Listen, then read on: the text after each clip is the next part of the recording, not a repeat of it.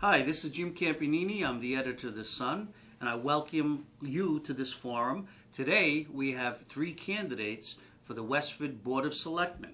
The election is May 6th, and we hope that you will go out and vote and do your civic responsibility.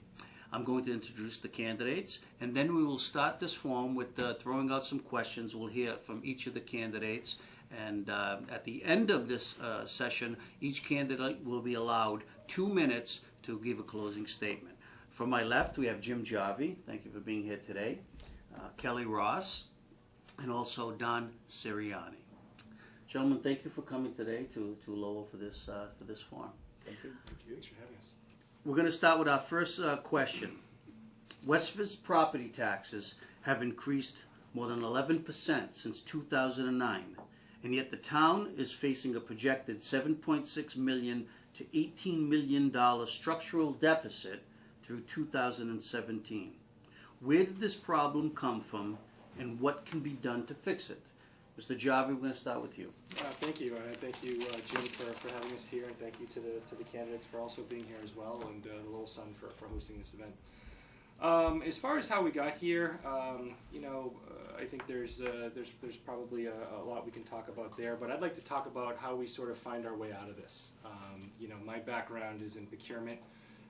I have been saving money for companies for the past 20 years, helping companies grow, helping them save money, find efficiencies. And I think that, with the deficit, there are going to be, Westford is recently been very conservative in their estimates, and so I think you will see a little bit of a deficit there. But it is concerning to be running some deficits in the near area of, I believe, $6.5 million. So, my campaign is about fiscal responsibility, finding efficiencies, and being able to find savings to then invest back into the system so that we don't have to burden the taxpayers. Okay, but you talk about being a fiscal conservative, and does government have a spending problem, do you think? Or? Yeah, actually, there's if you look at the numbers, expenses are increasing at a faster rate than revenues are coming in. So we definitely have to reverse that trend, and that's again what I'm proposing. And I can talk to this more a little bit as we move along, but. There is the Department of Revenue offers a free service. You may have been familiar with it. There's many communities and towns that have already taken advantage of the Department of Revenue's financial assistance program. They'll come in and do a financial assessment of how we're operating today. And ultimately, they'll come back to the board and make some recommendations. And it would be up to the board to decide whether or not they move forward with any of those recommendations. But I think that's a good start. Okay, Mr. Ross, how did we get into this problem? And following up on Mr. Jarvie's response, how might we get out of this? Well, I think we're already out of the problem, and in fact, I don't think it was ever as bad as you portray. We always project early in the budget cycle worst case scenarios, so that's health insurance goes up by some extremely high amount, like 15%. State aid will be flat or even cut. We don't project a high level of new growth to make sure we don't overestimate there. We were very conservative on our estimates of hotel tax and restaurant tax. We do that early in the cycle because we don't want to get surprised by getting news that's worse than what we're projecting. But as we go through the budget cycle, we start getting real information to replace our projections. So this past year, health insurance came in at 1.44%. New growth came in higher than we projected at over $1 million. Restaurant tax was phenomenal, exceeding our expectations there. And at this year's town meeting, we put out a balanced budget, as we have done every year prior to that. I've been involved in this since I joined the Finance Committee in 2002. The budget is always balanced, and we only had to use $1.2 million out of reserves. That's lower than it's been at any time in recent memory. In the recent recession, we had to take $5 million out of reserves. And taking $1.2 million out of reserves, it's actually a balanced budget, because at the end of the year, we don't spend everything that we allocate, and we will close out that amount at the end of the year. So, in fact, it leaves our reserves untouched. We are in a very strong position. And getting back to your early point about the tax rate and how that's increased, that's just normal increase by Proposition 2.5 and the 2.5% a year. If you go back to 2009.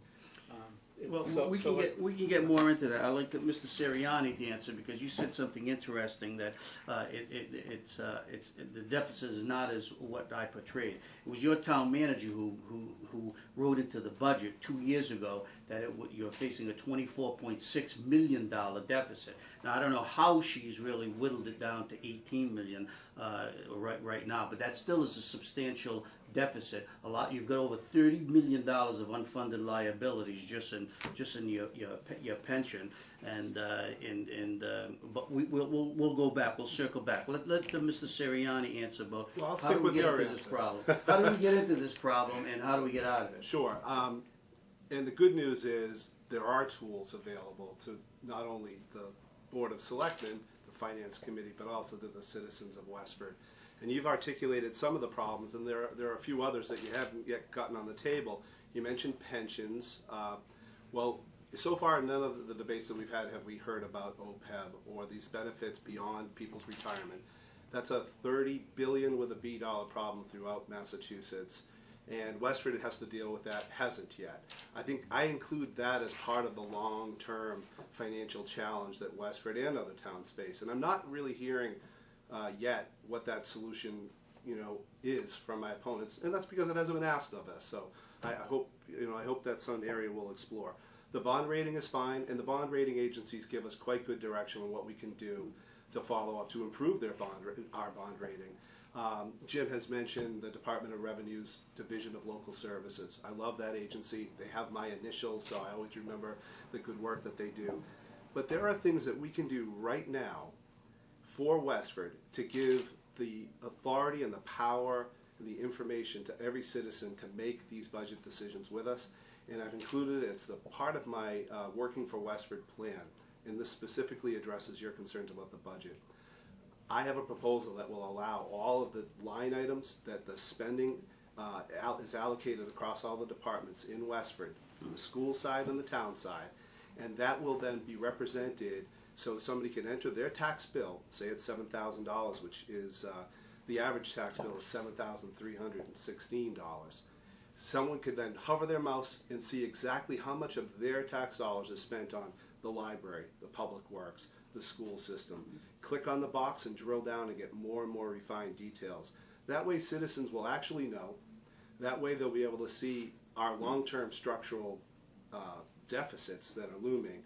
That way we'll be real with our public employees about what our budget picture is. Right now they're hearing everything is fine, but you've just laid out a picture that it's not. Is there anything in your mind, and we'll ask the other question, the same question to the other candidates. I mean, is there anything that Westford does as a town government that maybe it shouldn't be doing?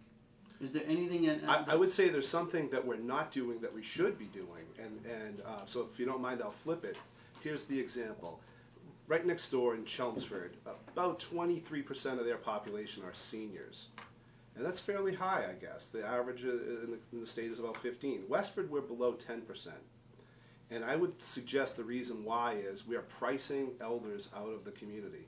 And why I answer that way to your question is seniors use less resources than anybody else that you can have in your community. So not only do we get value having the intergenerational mix, their stories, they're part of the fabric of the town, but when they move, because they can't stay, because they can't afford it, typically you'll have a family that comes in, and now you'll have 2 or 3 kids in the school system.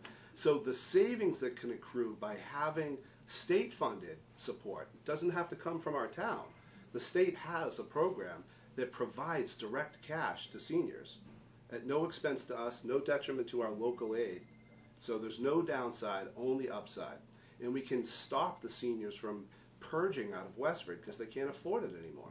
Mr. Ross, do you feel that Westford is pricing out the seniors, as Mr. Seriani said? I have a bunch of things to respond to that you put out there without giving me a chance. So let me run through them. First was OPEB. We have done quite a bit to address the OPEB problem. That's other post-employment benefits, primarily health care for our retirees. At one point, that was estimated at a $72 million liability, and that's not something we have to pay tomorrow. That's for retirees who are 30 or more years away even. We negotiated a reduction in our retiree health insurance premiums by switching to Blue Cross. That brought the $72 million down to $50 million. So in 1 year, we reduced our liability by nearly a third. In this past town meeting, we put away over $1 million, about 1.2. So we're addressing it, and again, we have a long time to deal with it. But And your our health care plan is still one of the richest in the valleys. You didn't join the GIC, and you offer a Medicare drug supplement to retirees, when most of the surrounding communities have cut off, which is the law. You could cut them off, and they go on Medicare, and they're responsible for their own drug supplement. Now, Westford, if they feel that they owe this to employees who are retirees, that's fine. Maybe they're making that moral, distinction and stuff. But you've got a deficit, and you're supplying rich benefits, and the taxpayer is funding the bill. So yeah, you have cut some costs, but have you gone far enough? Well, actually, our plan design is more generous than your typical GIC plan. However, our employees pay 35% of the premium, whereas the GIC typical situation is a 25% premium. So overall, we are getting better value than GIC would be. Our employees like their plan that way, and so I'm completely comfortable with that. It's affordable. It's good for our employees. Our employees stepped up and took 2 years with no cost of living raises. That got us through a difficult time and is a big component of why we're in such a strong position. And so, I don't see any need to change a health insurance situation that they like, given that the increase we got was a 1.44 for the town, which was fantastic, and we're in good shape there. And again, you mentioned deficits. We are not running deficits. We have a balanced budget every year. The projections are worst case scenarios. The projections, the numbers you're seeing now, 18 million, 30 million, many years out, that's what we were having 5 years ago. All right, And, so but if- now we still If have Westford a is in balanced budget. such a good position, and they were always in a good position, and these were worst case scenarios, why did the town manager write that in the budget when she started contract negotiations with the different unions? Now, the town just lost an arbitration case with the firefighters, and they alleged that the town fabricated, that it was in a worse position financial than it was. The arbitrator ruled in their favor, said, yeah, you're right. Westford had a certain amount of reserves. So you can't have it both ways. Did the town do that purposely because of contract negotiations that were going to start, or did they just want to alarm the public so they can pay more taxes? Well, I disagree with your characterization that we lost that arbitration. The town put 2 years. Our final offer that we brought to the arbitration panel was for FY12 and FY13, saying 0% cost of living for both of those years. That's exactly what happened. It was in the third year, which the town did not put anything out there, that the arbitration panel gave a 2% increase. But that was not, in my view, a loss for the town, because the town did not have a position on that third year. The panel went there, even though we just had a 2-year offer out there. I guess their reasoning was we were so far beyond FY12 and FY13 that they didn't want us starting off a year behind again, so they just went ahead and dealt with the third year on their own. So We can circle back, but let's give Mr. Jarvie a chance to answer the question. Yeah, with regard to OPEB, I think the town is headed in the right direction there. I have to give them a lot of credit for setting up the OPEB trust fund. I think that was that was the correct step in taking that. And also starting to fund that account, and getting folks at town meeting used to seeing that at town meeting and funding that. I'll bring up a recent example that I read with the town of Arlington.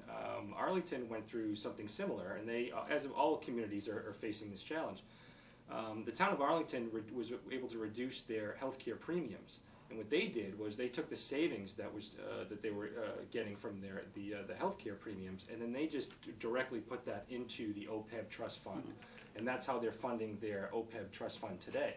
Whereas today in Westford, any savings that's generated from the reduced premiums, who knows where that goes? That all obviously goes to either back into the general fund or goes to fund more debt. Okay, so Mr. Rosas says that a lot of this deficit is overblown, and do you believe that it is overblown, that Westford is in a great financial situation going forward? My belief is that there's a good story to tell right now. Obviously, we are in a good place, but as I said before, this is no time to take a victory lap. You know, we shouldn't be hanging our hats on these successes. It's good to celebrate them, but in order to take Westford, there's more work to be done. Mr. Sirianni said the seniors are being priced out. Do you agree or disagree? I absolutely agree. I've been walking around town, having conversations in driveways, alongside of fences and around kitchen tables.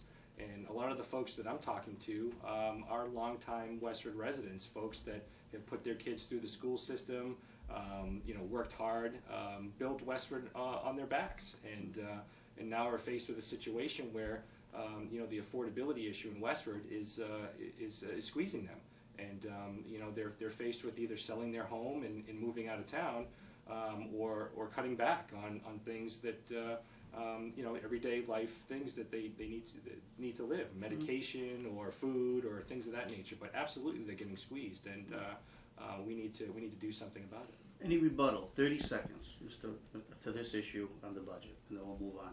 30 seconds? Sure. It is a difficult situation, with seniors, with the cost of housing here and all that. It's partly due to our success with our school system. We have an elite school system here in town. It's one of the best in the state, recognized by Boston Magazine, by Newsweek as being a top school system. That attracts a lot of people to want to move here. But at least in terms of taxes, we haven't had an override going back a great many years, probably before I was on the Finance Committee anyway, in 2002, so it was a little bit before then.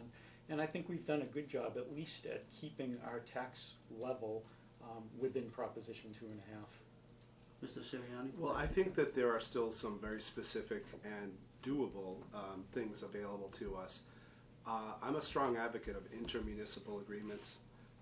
We have, neighboring communities that have to purchase photocopy paper just like we do, rock salt, and I would really like to explore other opportunities where we can collectively cut our costs. That is something that is well defined in state law. We're allowed to do it, and I don't see enough of that kind of regional approach.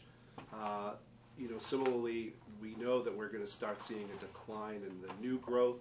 Cornerstone's been built and the like, but that doesn't mean we can't continue to reach out on a regional basis in a public-private partnership to attract more business in a competitive regional way.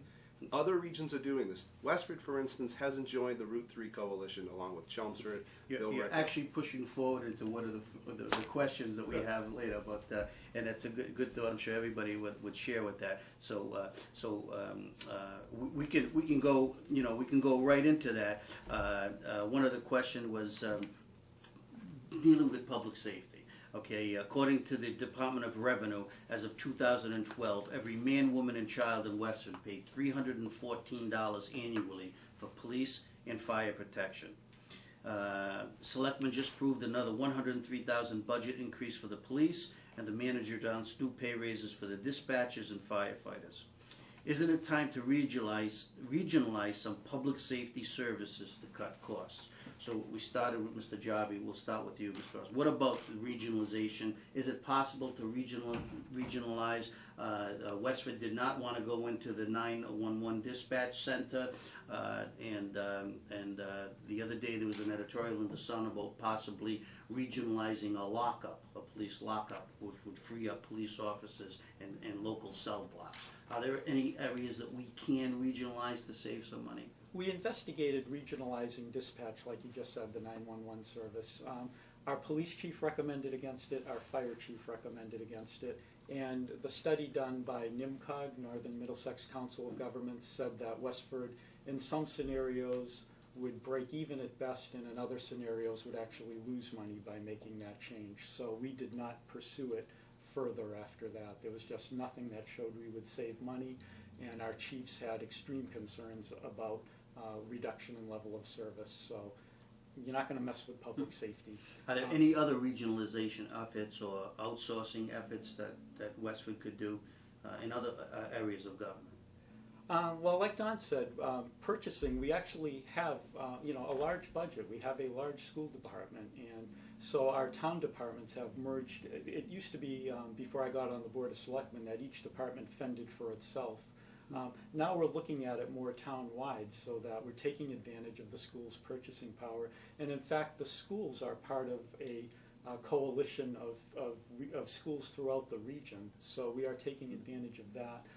For large capital purchases, there is a state list of how much things cost with the state joining towns doing prices on trucks and vehicles and equipment and that sort of thing. So I feel like we're already doing a lot in that area already. It was part of a committee for efficient town government looked into that. They made their recommendations and we followed them as best we could.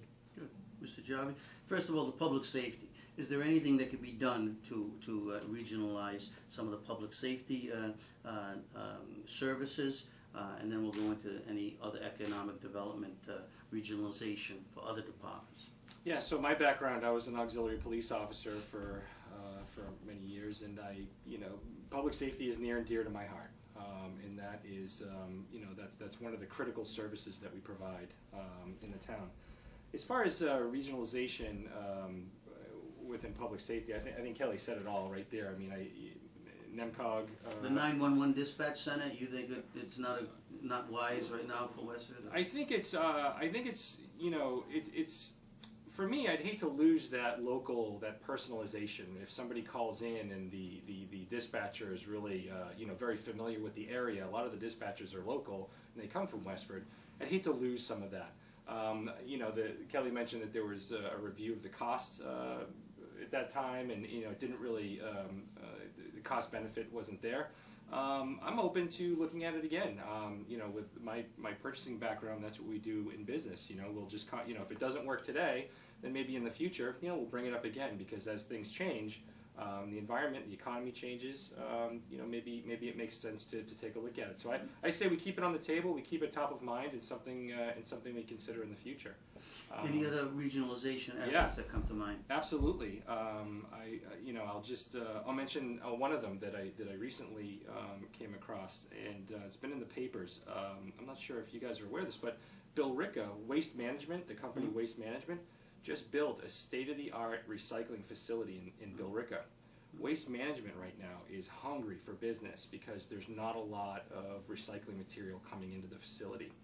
And what they did was they reached out to Chelmsford, and they presented two unsolicited bids, one for recycling and then the other one for solid waste. The bids that were submitted and the pricing was actually lower than what Chelmsford received from all of the other, currently what their pricing is, and then I think they received another unsolicited bid from their current provider, and Waste Management was still the most cost-effective solution. Chelmsford then went and awarded their recycling contract to Waste Management, and now we'll be considering their solid waste service at the end of, I believe in 2015 is when that contract is up for either extension or expiration. So I think that is a perfect opportunity.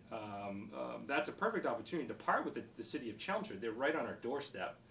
Waste Management is hungry for business. There's a brand new state-of-the-art facility in Billerica. I think Westford could take advantage of some of that and possibly explore that. So that would be my recommendation in looking at that a little bit more detail.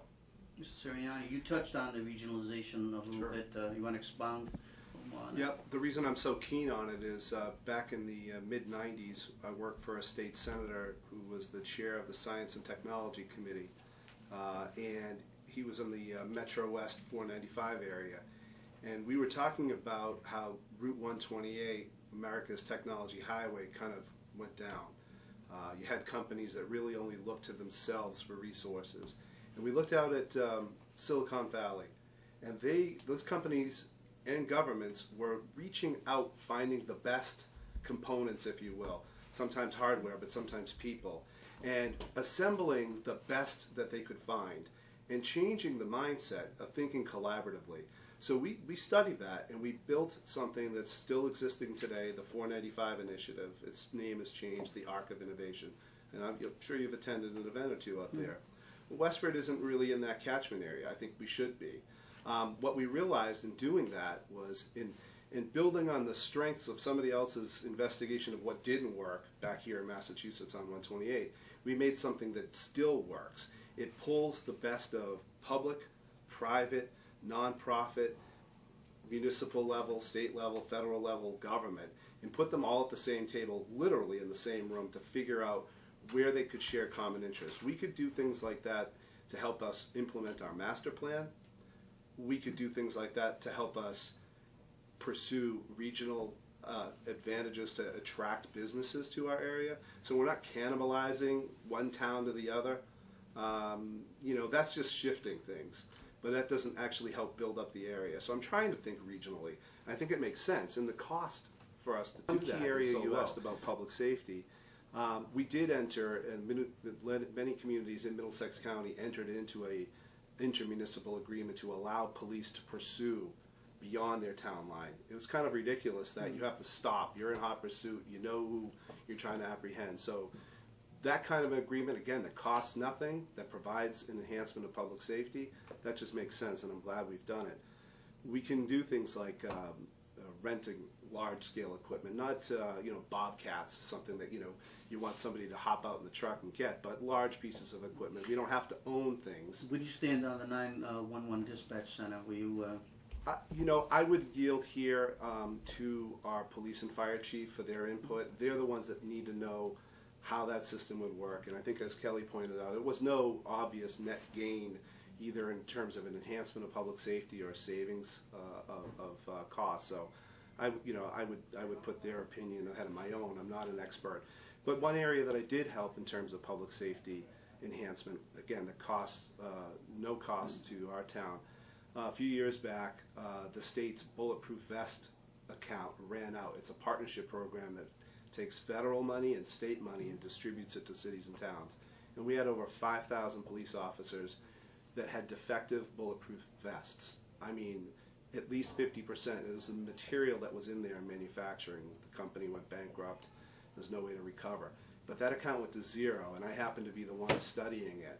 I worked with the Justice Department and at the U.S. level and the State Department of Public Safety, and every police officer organization, including the state police, the chiefs of police, and wrote the language and replaced over 5,000 bulletproof vests. Westford get their fair share? They sure did. And there are programs like that that could also help firefighters. They call it turnout gear. This is the basic stuff that every firefighter needs when that bell rings and they need to hit the ground and get on a truck. And those are materials that now it's not a federal state law, but it's the association. They require that gear to be replaced frequently. And again, the state can help because you have the power of massive purchasing rather than 351 cities and towns. There's no need to isolate when your problems can be solved when you reach out. Let's wrap it up. Thank you. Thank you. Very good. It's not an ambush question, but leads to something else. Okay, so I'm just going to ask everybody Which quick. means it's an ambush. You're going to be all confused to answer. Because you're talking about the budget. You should know something about the state. You're talking about state funding, and I just want to know. Give me a percentage. What? Maybe you already know. Maybe everybody knows. What percentage of Westford's annual $100 million budget comes from state local aid? Well, it's $108 million. Okay, Is our town budget. So give me a percentage. And we're about $17 million in the Chapter 70 local aid. So Kelly talks about 20. I think we're a little less than $1 out of $5 comes from the state. This is but the cherry sheet- 2012 Department of Revenue Yeah, figures. yeah. Okay, so you're saying how much? 17, 20? Yep. Yeah, right in that range. I was going to say 20. It's 20%. 20% from state aid. Okay, and I was kind of Ambush, we all surprised. survived. Well, I was kind of surprised that Westford ranks 88th in the state out of 351 communities for the amount of state aid that it gets, and it's more than Billerica, Wilmington, and Chelmsford gets. Okay, so the question to you is: do you feel that this is a fair amount that the town of Westford is receiving from the state, and should the local state house delegation do better? I'll go I'm gonna start first. with you. Yeah, Thank well, you. yeah, I leap at that question. and keep it to a minute. I will be brief. The state does well. The entire state does well when they free up more local aid to cities and towns. And I wish they did more. We've been able to uncap the lottery aid a little bit to help. That's local aid. There are lots of other local aid accounts that don't show up on a cherry sheet, and I'm talking about state grants. And I've worked there. They won't show up on that sheet, but we can do a lot to leverage. Some towns don't even apply for formula grants, which is terrible. Now, in terms of generating more local aid, the best government is the one where it's closest to the people. And you can see if there's a pothole, you can see if it's been plowed, you can see if the library has books and the schools are actually, educating kids. So the more that the state can part with local aid and distribute it locally, the better off every citizen in the state is in Westford. Okay. Mr. Jarvik. I think we can always use more money, and it would be nice if the state would give us more than 20%, regardless of how we fall on the chart here. I think that in steady decline for the past 10 years. Obviously, ever since the start of the recession, one of the worst recessions in recent memory, and we went from having local aid to maybe talking about getting more local aid to just protecting local aid, right? And not have it decrease anymore. Well, it hasn't come back to the 2007 It levels. certainly has not. And I think that's where some communities have suffered. Right, Because but then they've had to. Absolutely, definitely have suffered, and we see the effects of that. But I'm hopeful that in the future, maybe we start to see a bump because of the slots only parlor and the 3 casino licenses. Once that is all fully developed and the state starts to generate some revenue from gaming. I'm reading that there's they will start to flow some of that money into the general fund, which will make its way to local aid. So I'm hopeful that in the future we start to see more funds come our way.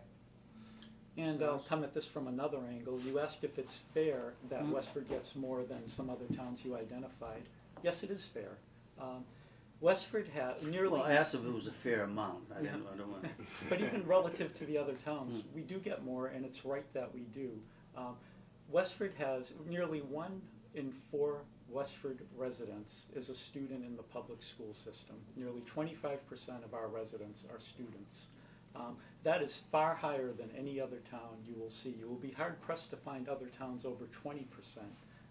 We have a very good school system, and I know Westford taxes are high, no question about it, but if you compare our tax level to the tax level of other towns that have a school system that performs like ours, our tax level is much lower than them.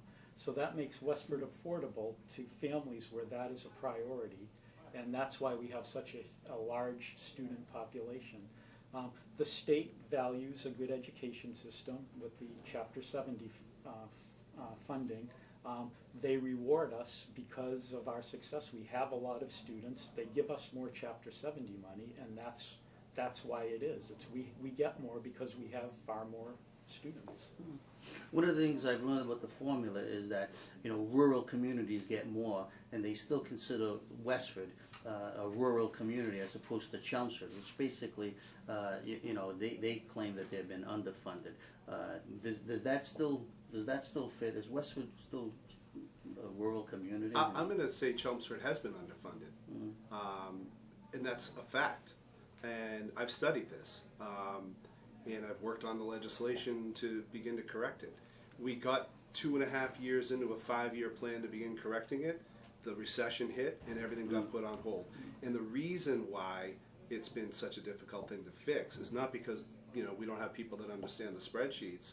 It's because you have legislators that represent some communities that are doing just fine, and they're also representing communities that are backwards because the formula hasn't been changed since 1993. Right.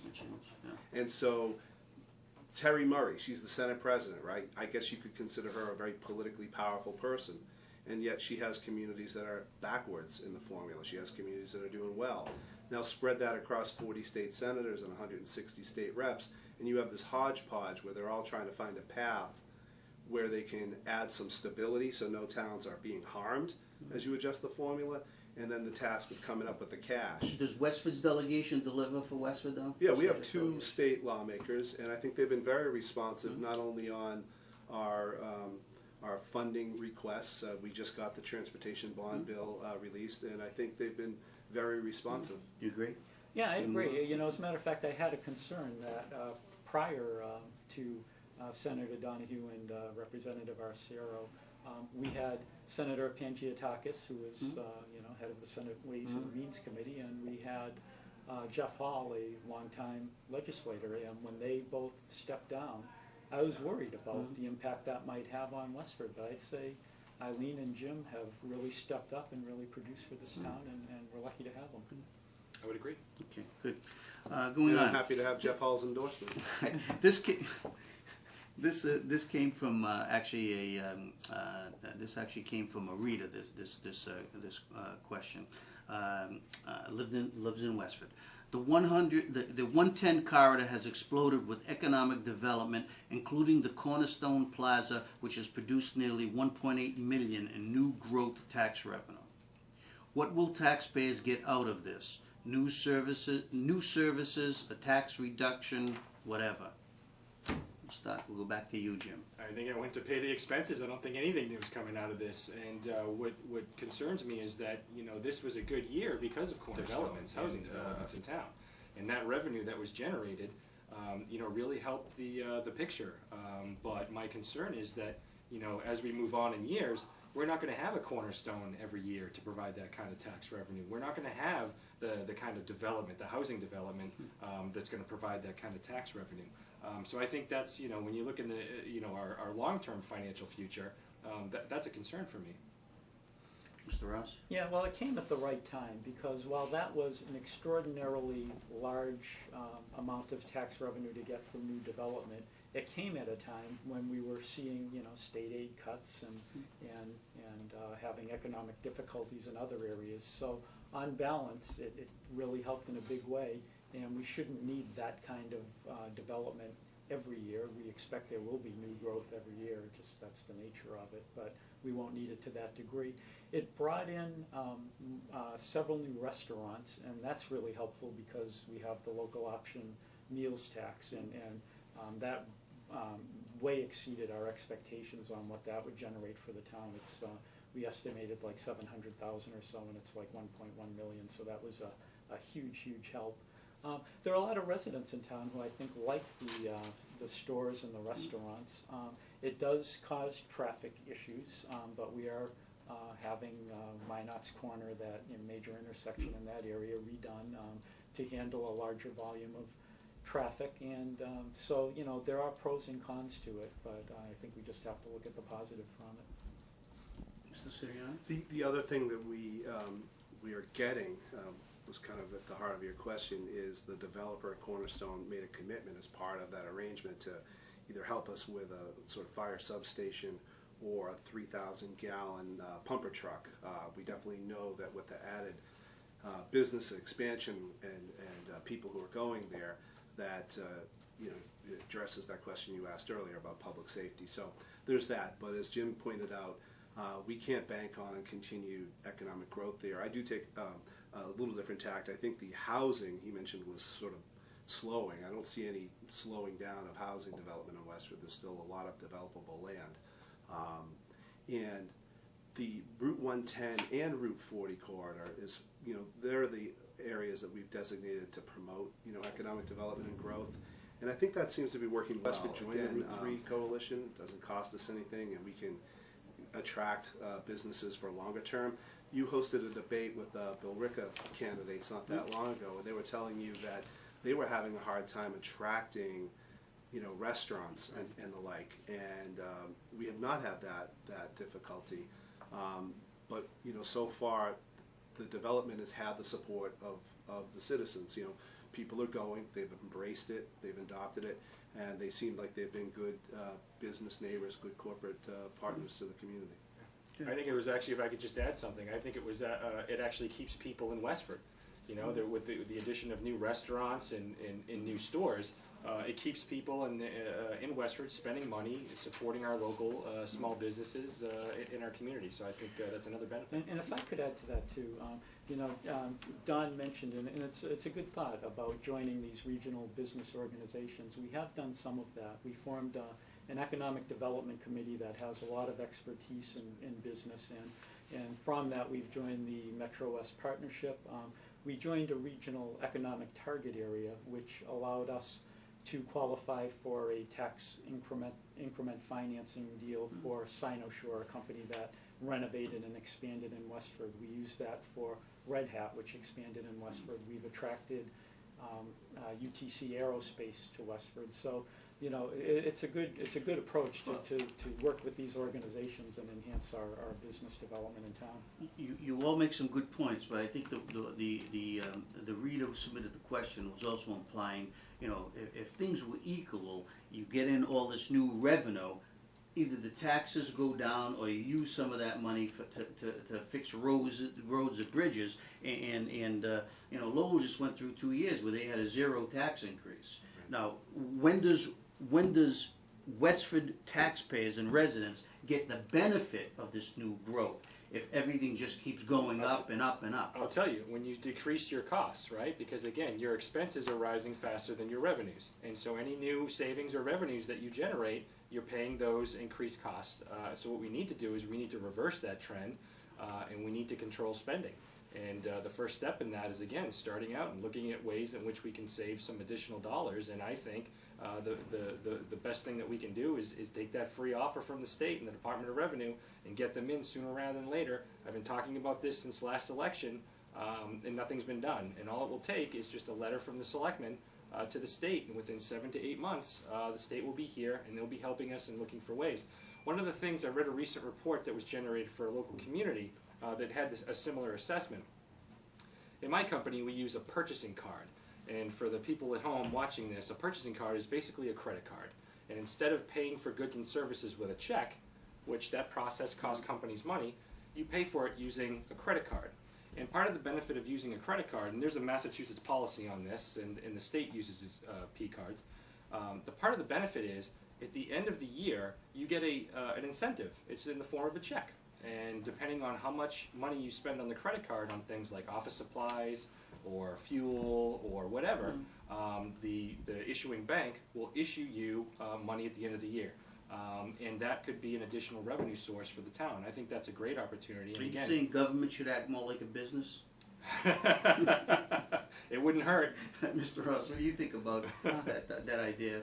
Well, yeah, Jim's been mentioning the audit, the state audit. I wouldn't call it an audit. It's not an audit, and I think that would scare a lot of people. I think that's the wrong word. It's just an assessment. Well, they come in and they do a review or an overview. It's not so much an audit. He's been touting this assessment, and I wish I had more time because I never want to discourage someone who's putting forward an idea to save money, but I have a limited amount of time to work with here.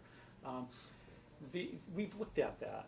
It would require 2 to 4 days of tying up our finance department to work with it. The state wouldn't come in as experts on our finances. They would need to work with our finance department. Our finance department, in a cost-saving measure, we reduced headcount there. They are very lean. They are very busy.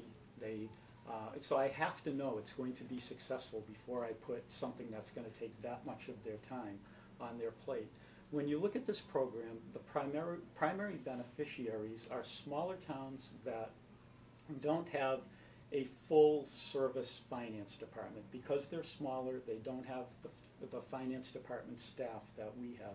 We have a veteran, experienced, very competent, very successful finance department staff, and I don't think the state could really do a whole lot to help them be more efficient. But if 4 days in eternity is going to help you to make a better decision, why wouldn't you let them in to just try to do something? Well, I just told you, it would tie up town staff time, so I need to know that there would be success. The other thing is, if you look at what they have done to help towns, typically the town has a specific problem they want to solve, but they don't have the expertise in-house to do it. and so they call in the state. I don't see us in that situation. It doesn't work where you call them in and say, hey, find us a way to save a bunch of money. You have them look at a specific area, and they would make recommendations on what you could do. But we have an excellent, outstanding town staff that has gotten us through a severe economic recession without reducing services. They are very good at what they Okay. do. They've been successful. Let Mr. Sirianni answer. It's just a civil disagreement here, Certainly. that's all. My perspective is this: inherent in your reader's question is the word accountability, right? So they want to make sure that there is a benefit from the development, the new growth, and where does that money go? They want to be able to follow the money trail.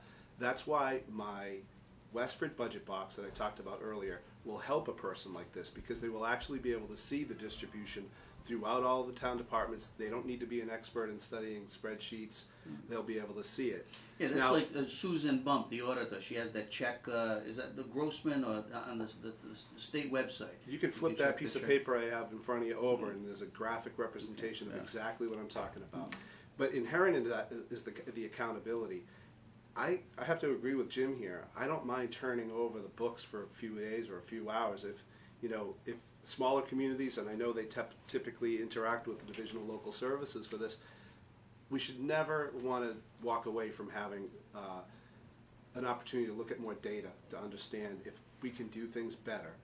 And if we can't, then it was an exercise. And I know I've watched municipal town leaders dealing with audits, routine audits and the like, and every one of them, including nonprofit organizations, feel that they manage better as a result of having gone through that process. And it helps their day-to-day planning, short-term and long-term. So I see no downside. I understand it might tie up some staff, but I don't think there's a downside. So I would generally say, I don't think it's appropriate to wait until the sky is falling before you would call in an agency like this. I think that, this agency has done a review in many communities. And, Westford, the last time Westford actually did this assessment and had the state come in was 1985. So a long time has passed, and I just want to be clear and go on the record as saying I'm not taking anything away from the good town employees that work in the finance department. All I'm saying is that this is a free offering, and I would be willing to spend 4 days of those folks' time to go through this exercise. I think to not do it is a disservice to the taxpayer. Also, just add that there's a lot of people concerned with overrides, as they should be, right? There's a lot of talk about overrides. And will you support an override? I just got a question this morning. Will you ever support an override? And I think that, right now, I would never support an override because an override is always the last option. And in my mind, you should be doing everything that you can before you go to the town and ask them for an override. You should be confident as a selectman to say, we have done absolutely everything we can possibly think of. We have leveraged every service that we can possibly think of. And at this point, we are out of ideas, and the only option is an override. Okay, I'm not I'm gonna confident give Mr. because Russ if the last word. we don't explore services like this, we haven't done everything that we can do. That's my point. Okay. Yeah, and Last word, 30 Yeah, seconds. Okay, I certainly would not bring up override because we don't need it. We've gone through a severe economic recession where our revenues dropped because of it, and we handled it without cutting services, without an override. And if we can get through that without an override, I don't see why anyone would even bring that up. Okay, good. All right, moving on. We're going to drill down into some real local issues now, okay?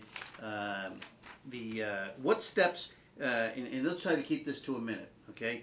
These answers, because we want to get to these three questions. What steps can the town take to get Pan Am Railways to act like a good corporate neighbor?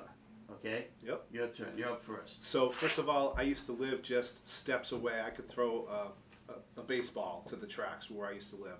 I have family that live along the track line. I have neighbors that live along the track line, and I'm just around the corner from where the train derailed. So, that having been said, it affects not just Westford, not just the people who live right in that neighborhood. Pan Am has been problematic throughout our region. They had 3 other train derailments that same week that they dumped cars here in Westford. They were lucky, we were lucky, because those trains went off the track and they hovered 15 feet above Stony Brook, which is a regionalization. We can't act like we're in a silo and just say we're reaching out to Pan Am, and they ignored us. They have largely ignored us until just So very what can recently. you do? What can You you use do? the power of people and the voices along the corridor. This happened in Nashua. This happened in Gardner. This could happen in Chelmsford. Pan Am, they own the tracks. They go through a lot of communities. You've got a lot of people who really know the political process. They can collectively, and it hasn't happened yet collectively, it's just been individual communities sounding off, work with the legislative delegation as Westford has done, including our federal lawmakers as Westford has done. But take that down the regional line, and then Pan Am will take notice. So far, they have just largely, ignored us. And communication is key, not just in Pan Am, but in other areas of the town government. Mr. Ross, without violating any privilege, 'cause you must, no, tell us. But I mean, do people have to lie? Do they have to lie across the tracks? No, but really, this company, as Mr. Sirianni said, they've had some serious violations in other communities. Yeah. When are the people going to be heard on this? And I'm not sure lying across the tracks would help. No, because I don't when think so our town either. I manager don't went think to the so site, they tried to I have know, her they tried. arrested. As Don mentioned, we have contacted both our U.S. senators' offices. We've contacted Congresswoman Tsongas's office. We have meetings set up with them and Pan Am in the next few weeks. We Election are day. pursuing, and we are pursuing. If we can't get them to act responsibly just because it's the right thing to do, we will do it legislatively. And I think But there's might a it lot be of support for might that it be now. wise to get a summit of neighboring towns and communities where the Pan Am goes through those towns? And that's probably worth pursuing, but again, as Don pointed out, the threat here was very real and very serious, and so we needed to act immediately and decisively to make something happen as soon as possible, and that's exactly what we're doing. Mr. Jolly? Yeah, I live right near the tracks, right by Depot and Plain, and I know more about freight trains now than I ever thought I would ever learn about freight trains and the dangerous cargo that they carry. I hear that the horn a little bit differently now that we've had a recent derailment. It's also concerning to me that our local officials don't have any power or control over Pan Am. It's more at the federal level. But I think that we've taken the right step in that alerting our state officials and creating awareness around this. I think the derailment amped it up a notch. But I would agree. I think this is a regional problem. There's conversations happening in Nashua as well. And folks are really starting to think about this a little bit differently. These toxic chemicals and cargo coming through the communities, and I think that we've made a good step. There's a meeting on May 6th, so hopefully that continues to progress. But I think that one of the things that we can do is we could host a regional meeting. We keep this top of mind with a lot of people. We invite the media, we invite the neighboring towns, and we have a conversation. We understand what the problems are, right? And let's work together on a regional basis to try to find solutions to this. And that's point 4 in my 5-point plan. Very good. Mr. Ross, we're going to start with you on this one. What do you see as the best way to allow hunters in town their rights without creating a negative impact on public safety? And we formed a hunting policy committee to look at that very issue on a town-wide basis, looking at all the various large parcels in town where hunting might be appropriate, and to devise a policy that allows hunters to pursue their recreation. There could also be benefits. There's been a large number of motor vehicle deer crashes in town, for instance, and so this could be a help there. There are many incidents of Lyme disease in town. It could be a help there by having hunters do their thing. But residents do have a concern. They do want to be able to enjoy land without any concern to their safety, and so we have this committee to form a policy that will balance the need of both interests. We have representatives from a number of interests on that committee, and I'm a member of it myself, and it's going along really well, and I hope we will come out with a solution that is acceptable to the vast majority of people in town. Mr. Javi? Bow hunting, in this particular instance, is a very safe sport, and I think it's one that's a very important in our very important tool in controlling as part of wildlife management. Kelly mentioned motor vehicle crashes with deer. Every time a car in our community hits a deer, our insurance premiums go up. So collectively, we all pay the price for that. As the deer population grows, you know, it's an issue both from car crashes and Lyme disease. But I think, you know, from my perspective, I think deer hunting is one of the safest sports, especially hunters are 20 to 30 feet up in a tree. The trajectory is downward, and there's probably a 20 to 30 yard radius around the tree. I understand that the surrounding residents have a safety concern, so I think it's good that the hunting committee has been formed to educate. And I think that's where the most of the issues lie. I think folks need to be educated about the safety and about what hunters do when they're in the woods, the time. I hope that we don't have any further restrictions. I think the laws that are on the books have been working well, being so far away from a dwelling and so far away from a paved roadway. I hunted as a child with my father and my grandfather, and I think everything, all of the laws that we have today are enough. In addition to that, I think that what I'd like to see come out of it is an identification of the parcels in town that are conducive to hunting. And out of that, maybe in addition to that, is how many hunters per parcel could we have out there? Obviously, we don't want to have 20 hunters in Tadmuck Swamp, but it would be nice to understand and get the experts, you know, what will the parcel hold and what will it, you know, how many hunters can hunt there safely. And I think that's a good point. Mr. Sirianni, Well, what do you think about limiting to certain areas? Is that I think possible? I think that is possible, especially since now we know there really is not a bylaw, you know, so it's not a question of amending it. It's rather odd that we got this far in without somebody realizing that. But you know, when the bow hunter came to talk about, you know, how can I do this and how can I do it appropriately, I thought that was exactly the right way to go. You know, bring it in. So the committee was formed, and it was, you know, amazing how many people wanted to be a part of it, and that just shows you there was interest.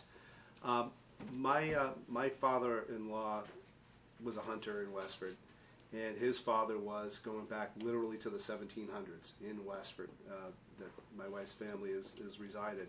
And I've heard him talk about not only, you know, what his hunting experiences were like, but where. I passed one of the black bears last night after my Kiwanis meeting on Cold Spring Road.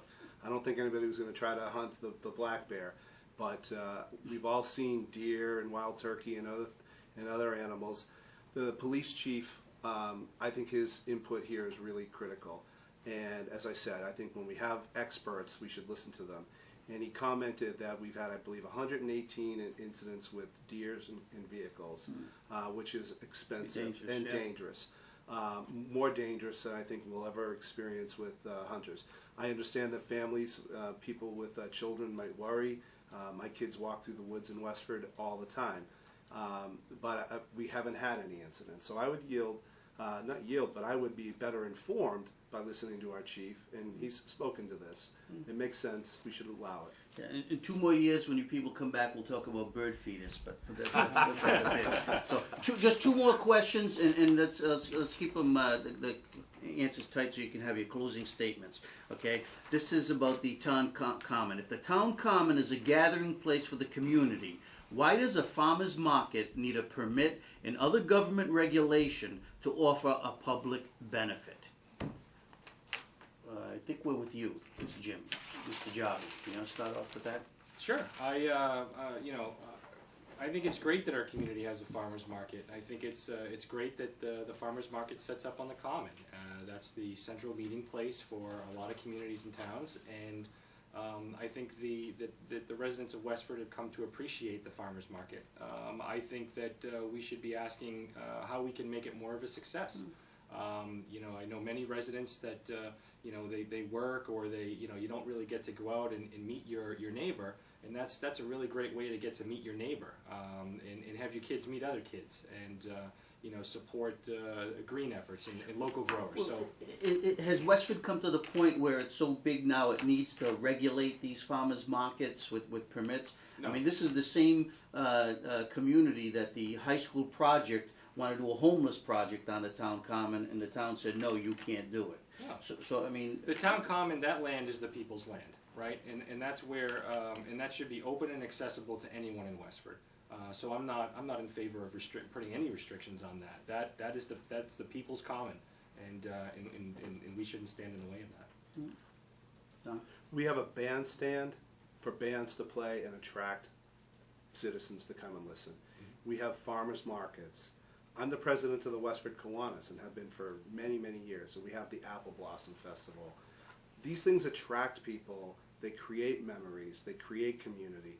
The farmers market has been doing tremendous good, not only for citizens to come and buy locally produced fruits, vegetables, baked items, and manufactured items, but for the vendors as well. So it's good business. It's a good use of public irrigation system in there to help bring the grass back up. I work across the street from a common. When people use a public space like a town common, they're building community. I am wholeheartedly in agreement with having a robust farmers market, including restoring the vendor count, including restoring the lost hours that were called the children's hours, so parents can get their kids there.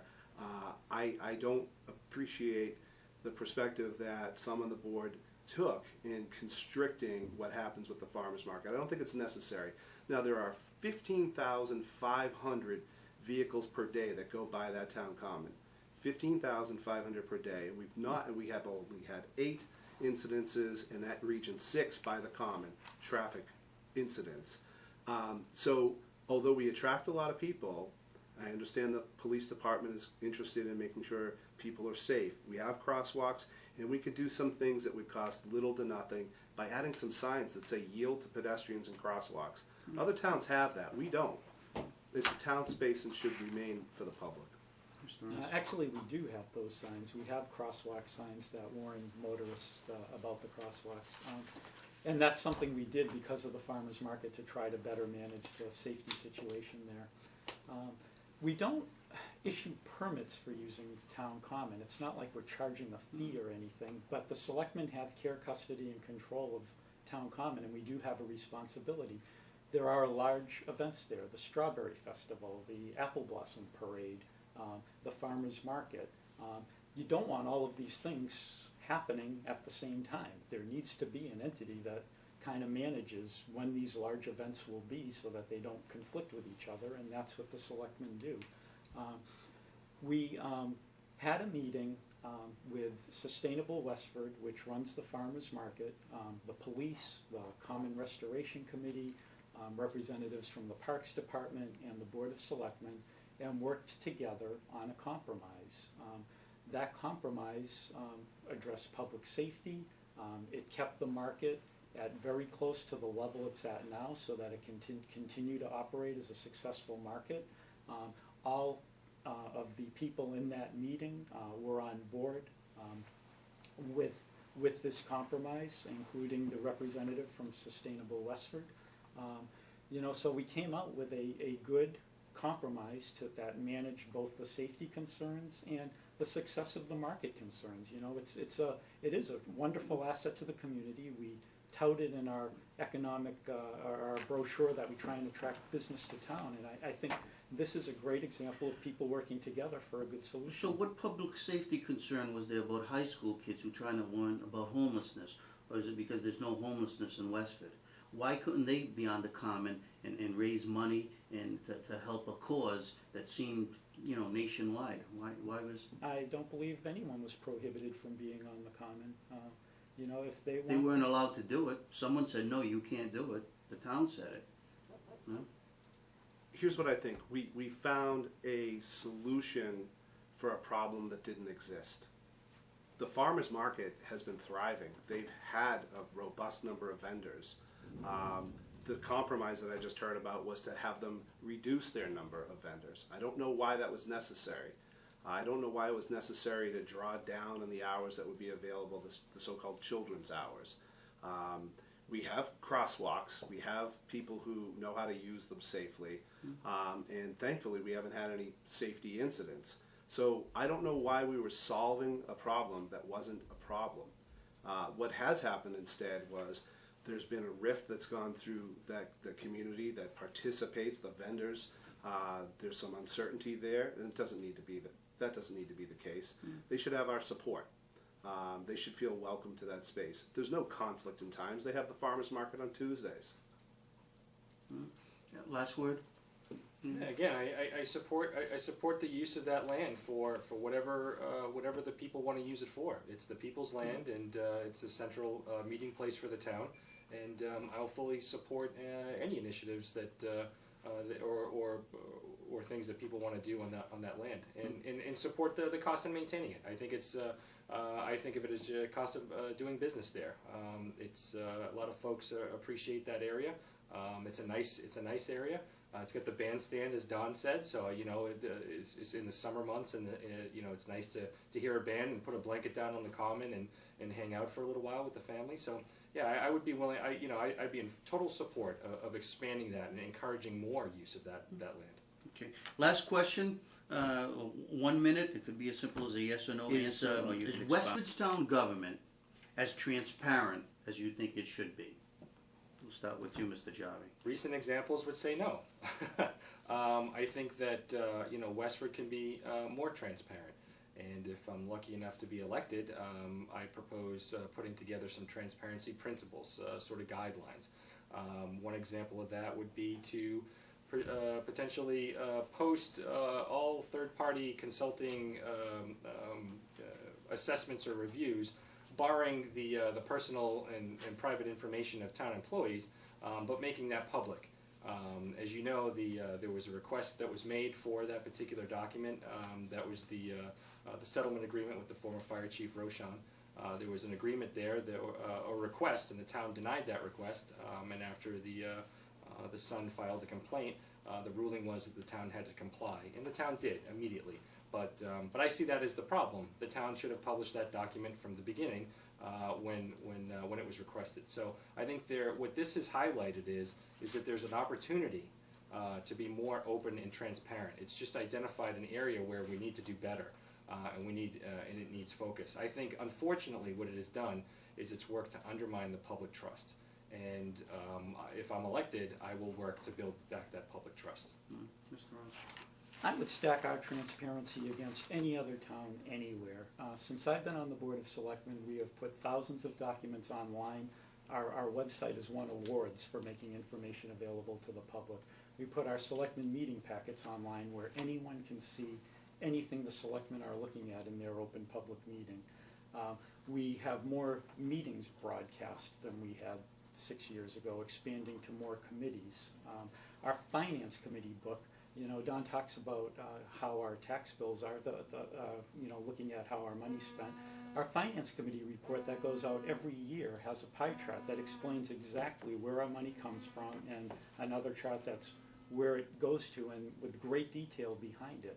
We put a lot of information out there. We make it very available. Selectmen phone numbers and emails are available online for anyone who has a question.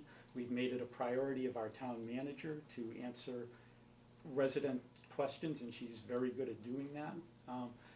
There is the one incident that Jim refers to that I'm sure the Lowell Sun is very familiar with, where we were delving into an area that was dealing with employees' personnel performance records, and those records are protected by law. Our employees have a right to privacy, and if you put out information too aggressively, and you do something you shouldn't have done, there's no taking it back. You can't ask people to unlook at it, and you open up the town to lawsuits by putting out information you shouldn't have done.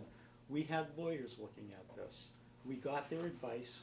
We took their recommendations. It was appealed to the Secretary of State's office. The Secretary of State agreed with much of what we didn't put out, but there were some items that they said we should put out. We complied immediately. The process worked. Everything that should be out there is out there. Everything that shouldn't be out there isn't out there. I think we handled it exactly right, and I wouldn't change anything about that. So right now, looking back, what you say that you would not have disclosed the Rochon payment, which was $25,000. What did the taxpayers get out of that? And the management report, which was heavily redacted, that could contain deficiencies in public safety, and you don't think the public should be informed if the fire department has deficiencies that might impact their livelihoods. What was redacted was specific information to an employee's personal performance record, and I would not release that information. I have a moral and a legal obligation. So anyone who to not do that. underperforms, we pay them off to leave. Is that the way Westford gets rid of employees who don't do their job? This was a cost-effective way to move forward in a positive manner. There was no net cost to the taxpayer. We knew when the fire chief left, that would create a vacancy that would take many months to fill. The savings from the vacant position more than paid for the $25,000 settlement. In addition, Chief Targ, then Captain Targ, and then Acting Chief Targ, got the chief position. So that set off a whole chain of promotions where people are moving into positions paid at a lower level than the person they were replacing. So there's not only savings from that, the $25,000 was not only paid for by the vacancy, but there are now ongoing savings from having lower salaried and very competent people in their new Well, I guess that's the positions. way, if government is secret and works secretly, that's the way to look Just at it. Repair the logically. damage without letting anybody else know about it. And that's how we're gonna recoup those savings. And I'm But glad you I'll agree let- it was a logical I'll let, decision. most governments don't work like that, municipalities don't work like that. We try So- to be So, logical. Mr. Sirianni, what do you think? Is Westford government as transparent as it should be? It is not, and I'm going to have a difficult time constraining myself to the one-ish minute that you've set for us. First of all, any good town council knows the difference between what is a public document and what is a confidential personnel record. It's not that difficult to discern the difference. I've seen the request that the Lowell Sun made for the documentation. I think you even invited a redacted copy of the fire department study. What the selectmen ordered from the consultant was not a review, a personnel review. My recollection, I've seen it, was a review of the department, and they did discover deficiencies. I think the town could have been a lot more forthcoming with public records, and I think it's not settled because, from my understanding, there are additional requests that you have before the town. These emails, was open meeting law violated or not? I don't know the answer. I have not been privileged to see any of these materials. But is there an issue? Yes, that's the short answer. What we can do about it is something I proposed, and that's open public input sessions for citizens in Westford to come to boards of selectmen meeting. Every selectman meeting starts with a little opportunity. The town of Chelmsford, I think, sets a great example here. For several years now, their board of selectmen, about twice a year, will open up to anybody in the public to come to them, and the selectman's job in this case is to listen and to engage. It doesn't cost us anything, and I think that's something that can restore trust and give people a voice and an opportunity to understand what this process really is. Yes, the Secretary of State ordered the town of Chelmsford to release the material, and I think the Secretary of State was dead on right. So we can restore by opening up. We can make sure that we have a town council that really understands the difference between what documents are requestable, and we can and should protect the privacy of confidential materials. But here's what happened in Westford. The two parties agreed, and they agreed that they would write confidential on the file and put it away in a cabinet. I haven't lost sight of the fact that not only did the Secretary of State say you are ordered to release the material, but they said the precedent of just having two parties, taxpayer parties, agree to just write confidential, that somehow makes it confidential, is a bad precedent. And I hope that's not happening anywhere else. There are not just principles. Jim talks about having principles and guidelines. We have them. They're called laws. Any rebuttal at all? I'll just add that 30 seconds? Yep, there's and just we get the there's a final big statement. difference between being ordered to release a document and being transparent in releasing that document. And there's a lot of good things that Westford has done. As Kelly mentioned, the website, and I've said it before, I really appreciate all of the openness and the documents that are on the website. But that's not the issue. The issue is that Westford was ordered to release this document. The president of the union, David Greenwood, he's also submitted a request to get this document. So now this has sort of cast a shadow over the department. They're wondering, did we do something wrong? Why can't you release this? So it's just all around, it's bad, and I think that, again, it's an opportunity to do better moving forward. And if elected, I will commit my time and efforts, and as I said, I will work to put transparency principles in place.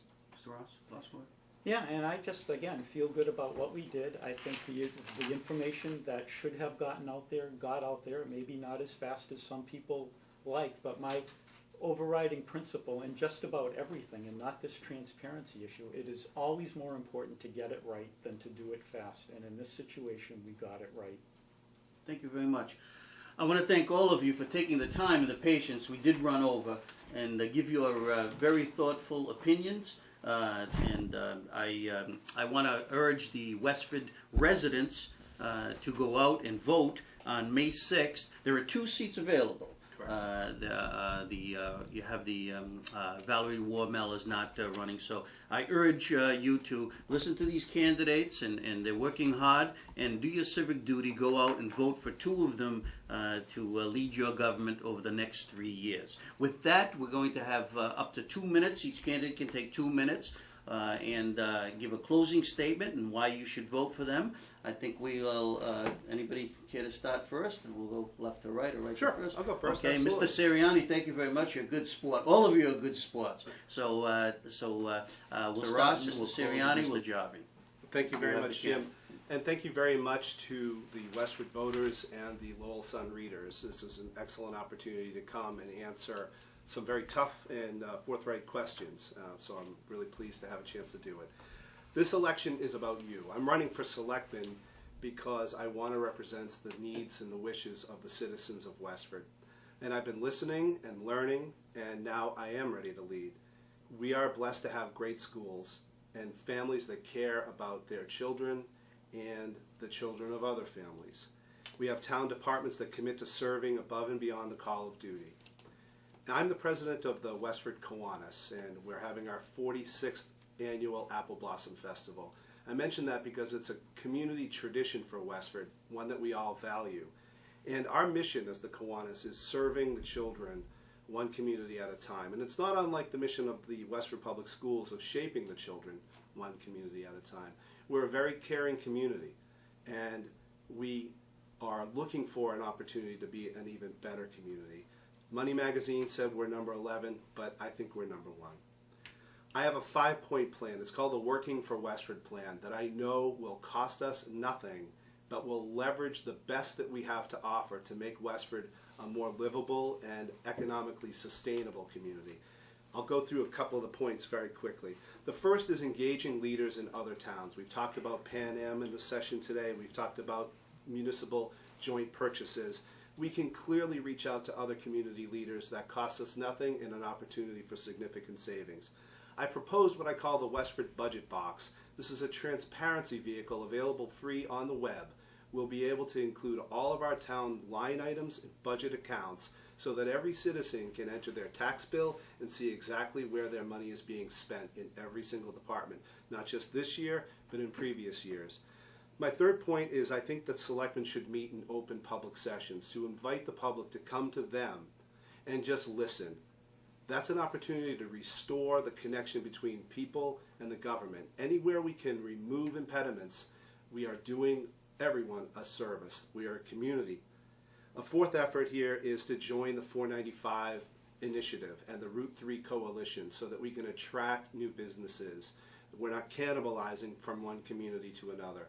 And more so, we can have sustainable efforts. I'm Don Sirianni, and I want to thank Jim and the Lowell Sun for hosting this debate.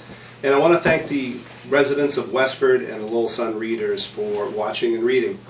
This election really is about you. As a selectman, my mission will be to reflect the will of the voters and the residents of Westford. And I've been listening and learning, and now I'm ready to lead. Now, we're blessed to have great schools, families that care about children, theirs and others, and we have town departments that are staffed with people who go above and beyond the call of duty. I'm the president of the Westford Kiwanis. This is an organization that's hosted the famous Apple Blossom Parade and Festival for 46 years.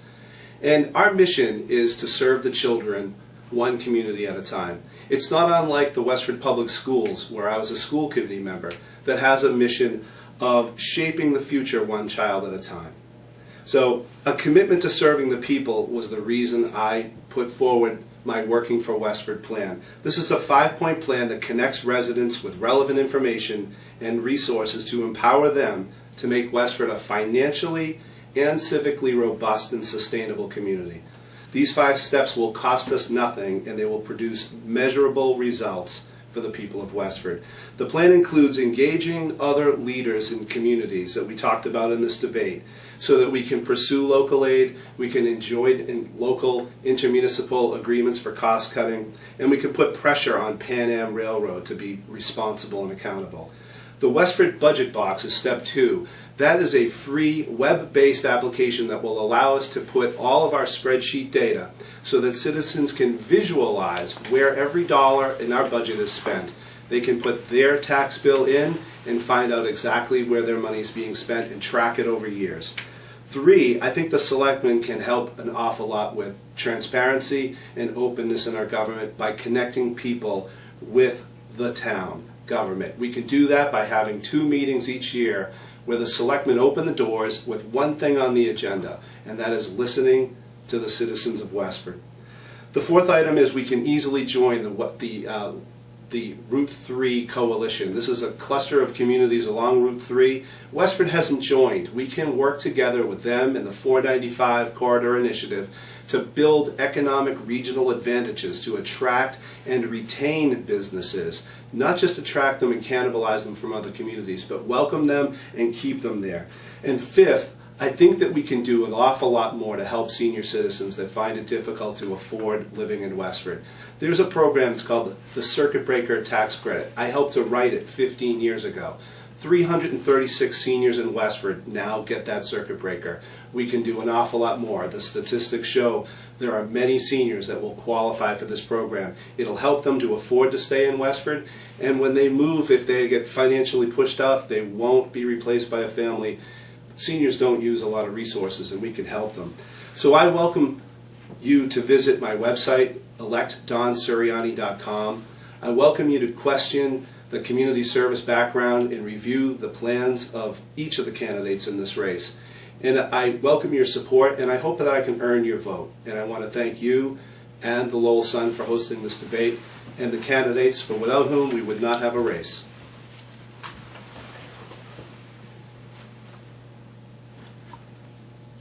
Thank you to the Lowell Sun for hosting this event. And I gotta say, I've never participated in quite a freewheeling style debate before. Very cool. I gotta do this again sometime. This was a lot of fun. I'm Kelly Ross, and it has been my privilege to be a selectman since 2008. Prior to that, I served on the Finance Committee for 6 years. The budget has always been my top priority. During my time as selectman, we reorganized departments and consolidated budgets. We adopted a budget policy that has kept us living within our means. We instituted a process to prioritize capital spending. We substantially increased revenue from selling and leasing town property. We created an environment where town staff is encouraged to pursue innovative sources of revenue or cost savings. And we maintained a high-performing school system at a low per-pupil cost. Westford's financial position is so strong that recently Moody's raised our bond rating. And last May, Standard & Poor's stated that despite a challenging revenue environment, Westford's financial position has remained very strong. In addition to getting our fiscal house in order, we made progress in other areas. We attracted high-tech businesses to Westford, bringing quality jobs and increased revenue. We staffed all 3 fire stations and upgraded to paramedic service. We preserved open space and added to our stock of affordable housing. We got it right. Westford is now recognized by Money Magazine as the 11th best place to live in the country. But we still face major challenges. We need to address issues with our buildings, starting with the Center Fire Station. And we need to ensure that we can continue to retain and attract quality staff. I am committed to working with town staff and town boards in a collaborative and respectful manner to address these challenges. I have the experience, knowledge, and discipline to make the tough decisions that will keep Westford on the right track. I ask for your vote on May 6th so that I can continue to work for Westford. I'm Jim Jarvie, and thank you, Jim, for moderating and hosting. Thank you to the Lowell Sun, and thank you to the candidates for being here today. My campaign platform is simple. I'm Jim Jarvie, and thank you, Jim. Thank you to the Lowell Sun for hosting this event, and thank you to the candidates for being here today. My campaign platform is simple. I want the town to be more fiscally efficient while being open, honest, and transparent. I want to work with the school committee in their efforts to support the superintendent, teachers, and staff. I will communicate early and often with the voters and town officials. I propose taking a proactive approach to look for ways to identify cost savings and reinvest in our employees, services, roads, and buildings. This is what I do on a daily basis for my company. This is what I can do for Westford. I pledge to work tirelessly for all of Westford residents. I will make myself available. I will listen and learn, give voters a voice, respect the views of others, and always cast my vote in the best interest of our community. I kindly ask for your vote on Election Day, Tuesday, May 6th. Thank you.